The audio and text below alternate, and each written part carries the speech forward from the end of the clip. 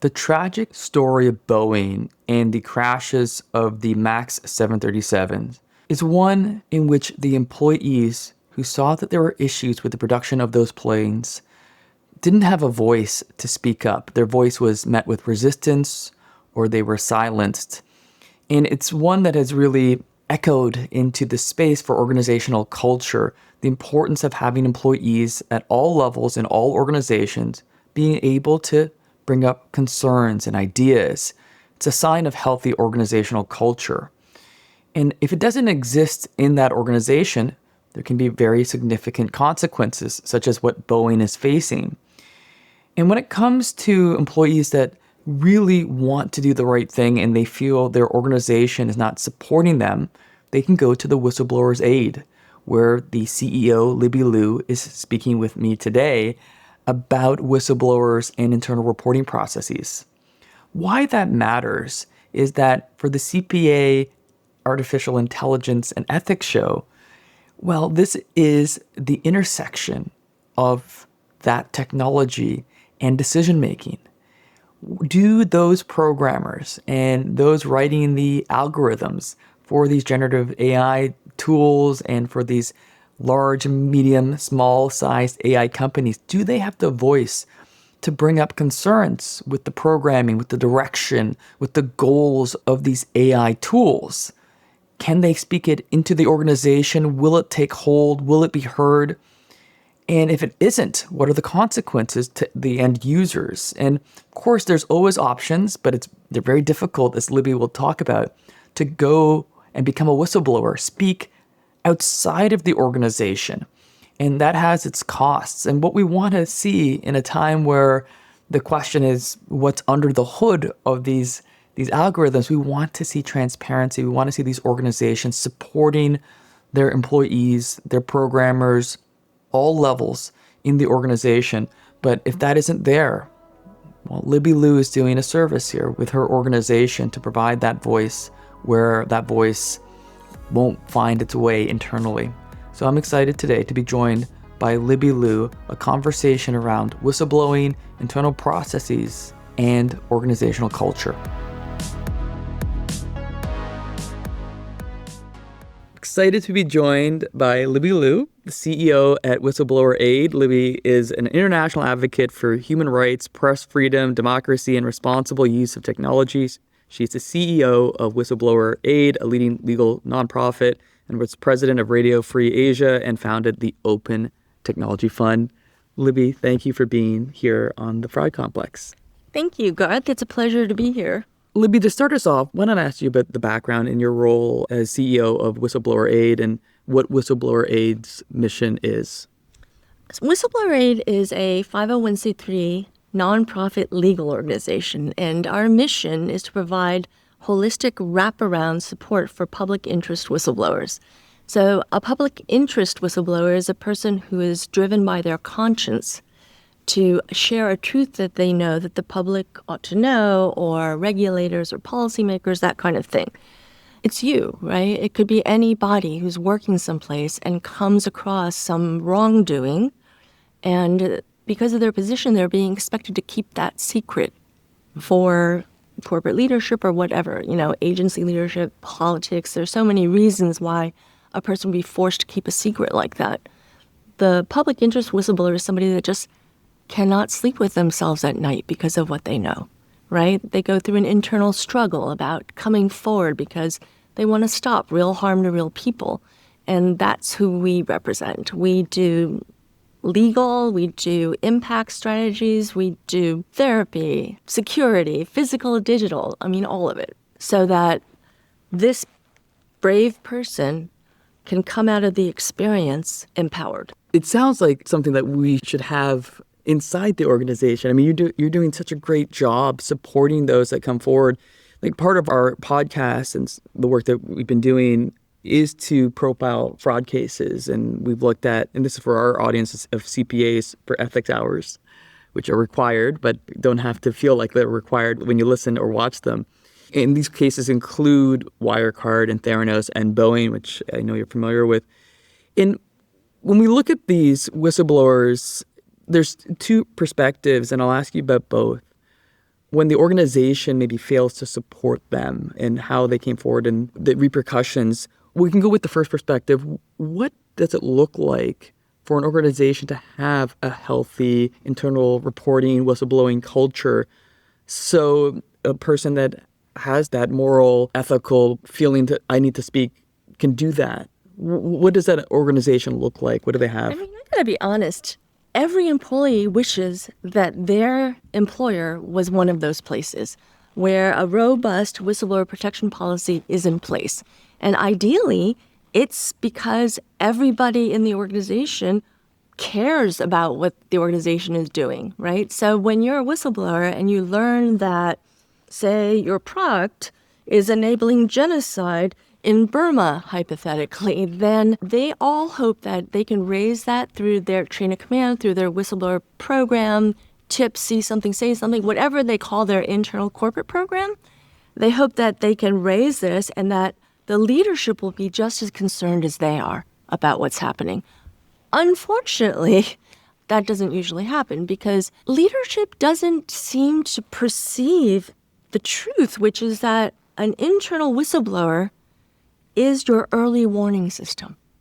They're the ones that you should be listening to. You should be investigating what they're raising because otherwise will end up being oftentimes a tragic and existential crisis for the corporation, right? I mean, we talk about Boeing. There were Boeing inside whistleblowers that talked about how dangerous it was before anyone died. Why does it take a fatal accident before the world knows about what's going wrong?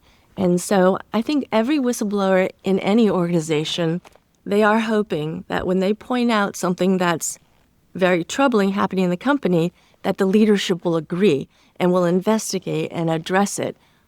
Too oftentimes, it doesn't work that way. And in the cases that we've looked at, as I said, Boeing, Wirecard, Theranos, even FTX, I mean, there can be real sadness to the story like Boeing. There can be repercussions in FTX, maybe not as sort of life tragic like Boeing, but still people are affected when these things take a while to come out because there's also a time delay. Where do you think, in your experience, having worked with whistleblowers, what is it that fails the ethical sort of compass of corporate leadership to not listen to those early voices giving concern?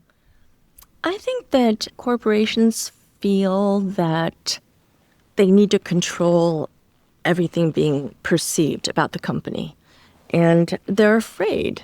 But they need to be taking a proactive position, right? If you're Boeing and somebody tells you that the screws on the doors are not working, then you can reap a lot of reputational positive from coming forward and saying, you know, an internal whistleblower let us know about a safety concern. We investigated it, we addressed it, and this is what, we do. We empower our whistleblowers. We respect them because of their moral compass, right? The reason they're coming forward internally or externally is because they're trying to do the right thing.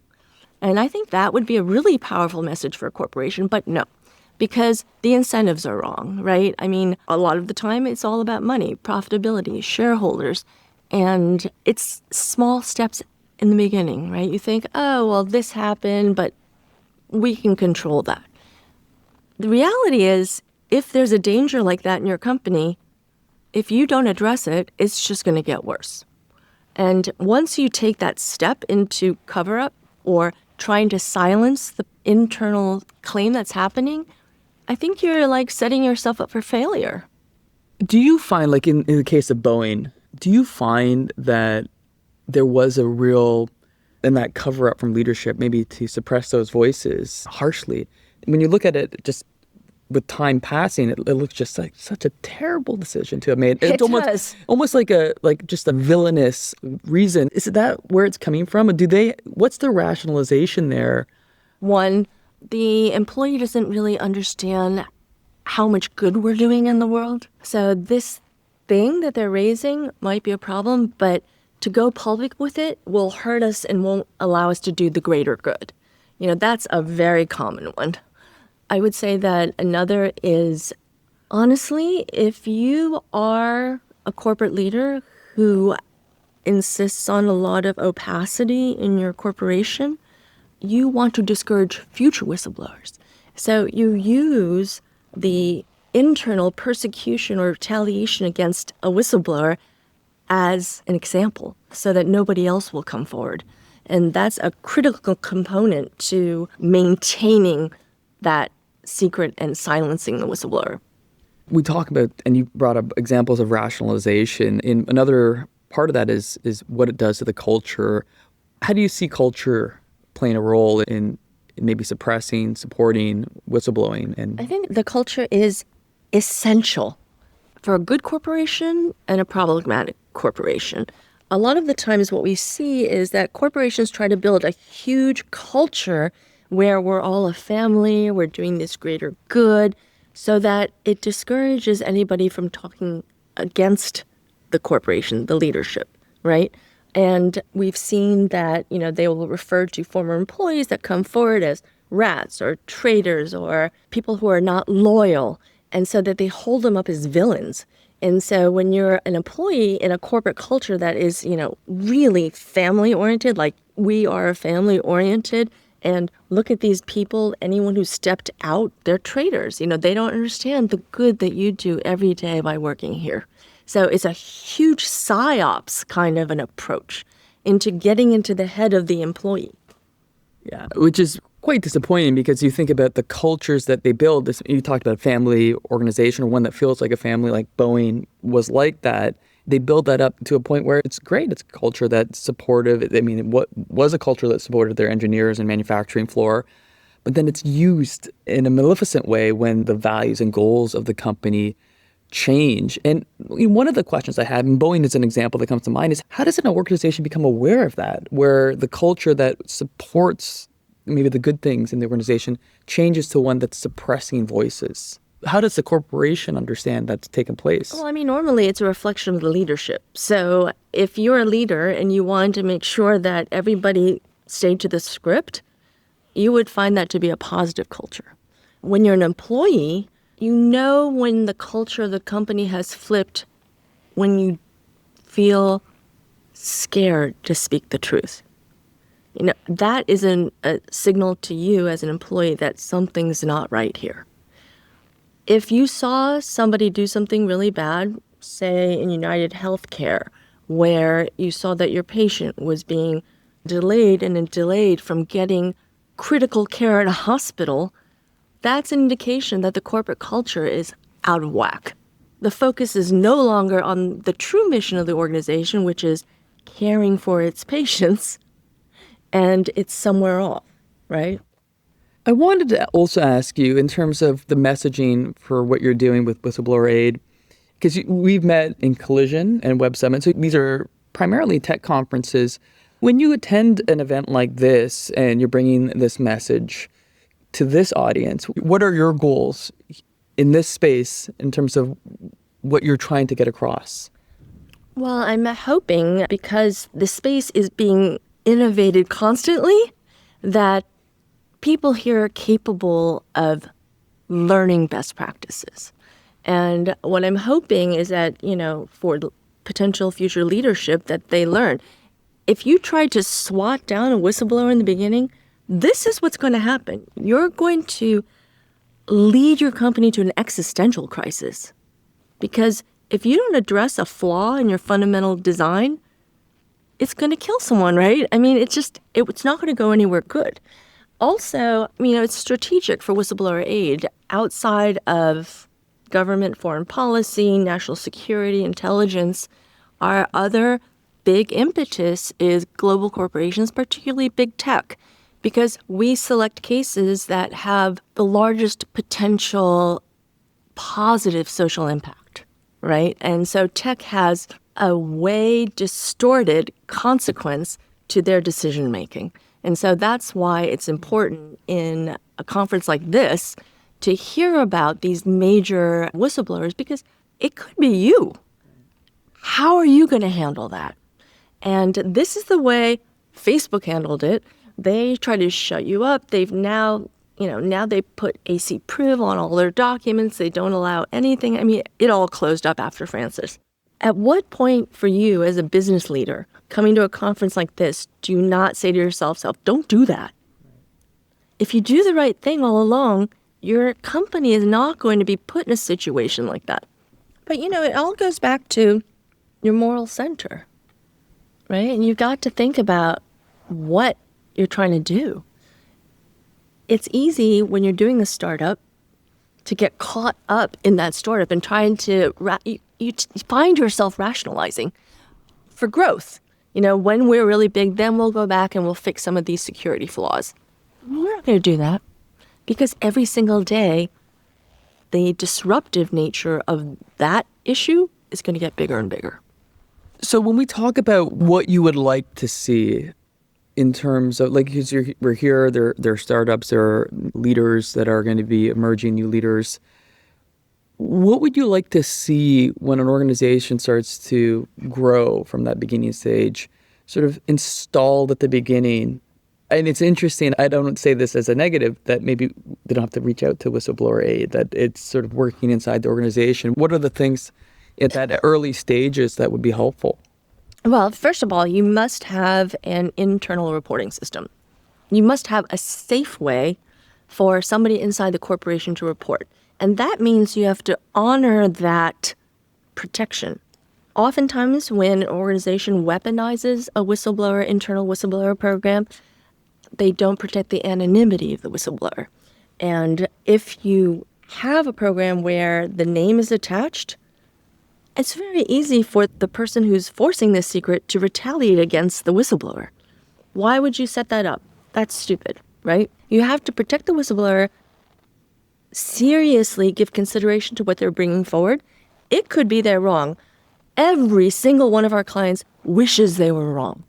So that would be a very welcome message. If you do an investigation and you tell me, no, that's not happening because we've got these checks and balances that maybe you don't see because it's further down the chain. That would be ideal. And then talk about positive corporate culture. Then you really feel like everybody is in it together and leadership respects my concerns. How loyal would I be to a company who did that? It would be such a healthy culture to work in. I mean, it sounds like quite obvious. I would imagine sometimes the challenges are maybe the company starts out a little smaller, so anonymity might be harder. But as it grows, that the thought about maybe having these internal reporting processes has moved away as they get larger, and maybe it's just something they don't put on the table. How does a smaller company, mid-sized company that grows, come to think, you know what, we're growing, we have more employees now, we need to have these systems. We didn't need to think about it maybe so much when there were 5 or 10 of us, but now there's 100 or 200 or 300 and growing. How does that happen? There are a lot of resources for creating whistleblower protection programs. I mean, our partners have written the federal government's intelligence community whistleblower program. So there's a lot of resources out there. The important thing is that you have a safe place for an employee to go to report a concern they have, and you have a policy about how you're going to process that concern. Are you going to take it seriously? Who are you going to assign to look into it? And that practice is the best thing you can do for your employees because it makes them feel like they matter. Once you start alienating your employees and disenfranchising them, you're really hurting the corporate ability to be successful. It's interesting, like in the CPA world, there is sort of this sense of connection to the firm organization and lack thereof. I mean, there's some growing disconnect in terms of are the employees of a CPA firm feeling that they're valued and meaningful. And that's one part of it is their voice heard, right? Mm-hmm. That's just part of that sense of, yes, I'm not just someone here working for a salary to push out this document. I'm part of the organization. My last question for you, Libby, is we are here at a tech conference, and we talked about one of the reasons you are here in terms of new leaders, but there's also the AI component of it, right? And where AI is developing, the algorithms, the questions around what these tools are doing, there's a lot of spaces where programmers and others may want to say, I don't know if I like this. You use Facebook as an example. What do you see in the space of AI development with internal reporting and whistleblowing? Is it going to get better? Is it going to get worse? Are we going to see more problems as these algorithms are more opaque, and where does somebody go? And maybe these organizations, tech companies, don't necessarily give them that avenue to report? I think there's a huge problem in the emerging technologies area with regard to accountability and transparency. Because everybody's racing to market. It's all about market share, especially in the AI world. The next iteration of a large language model with smart content, where can we get more and more data that's smart? Because the smarter the data is, the smarter the answer is that comes out, right? Smart in, smart out, dumb in, dumb out. So I think that because it's an evolving, constantly dynamic and evolving space, that if from the beginning they are always trying to do what's best practice in industry, that becomes the habit. That becomes the way it goes. And I think your CPA question is very interesting. I started my business career at Coopers and Lybrand. Yeah. And I did forensic accounting. So that's when the accountants go in after something goes horribly wrong and they figure out where did those millions of dollars go. That was what I did for a living. There's so much pressure as a public accountant to deliver a clean audit report. It's all about the clean audit reports. So that's why there's so much pressure on the auditor community for their piece of this responsibility. And if your value is your independent view into a corporation, what value are you adding if you're hiding things that are concerning? I work in that space, and that's one of the things, we call it professional skepticism, but you could look at it as just being able to voice concern around something that you're finding. And on an audit team, if you're not supported in that because your goal is to get the audit done, it's the same effect, right? There's a risk that is not being addressed that could have led to that could have prevented something from happening before it really gets bad. Libby, this is great. Appreciate you taking the time and really giving insight to the audience that we're speaking to, the CPA community, because I think it's also, fundamentally, it's about whistleblowing, it's about the cases and the things that you've done and led, but it's also just about culture and how important that is. There's so many benefits, not just beyond whistleblowing, but just to motivation and how the company keeps moving forward. I think it's a message that's good all the time, and especially now with technology advancing the way it is. So I want to say thank you, Libby, for taking the time and sharing your insight. Thank you, Garth. I love being on the show with you. Thank you. I want to thank Libby Liu for this really grounded conversation, very serious conversation around whistleblowing, organizational culture, and how that relates to the world we live in today. It's important for any organization, but as we talk about artificial intelligence companies, we hope that they have a healthy organizational culture where employees can speak up. But if they don't, we hope that you can find an organization like Whistleblower Aid to give that voice if you feel compelled to do so. I'm Garth Sharif, and as AI and accountability reshape our profession, let's lead with insight, integrity, and the courage to ask the hard questions.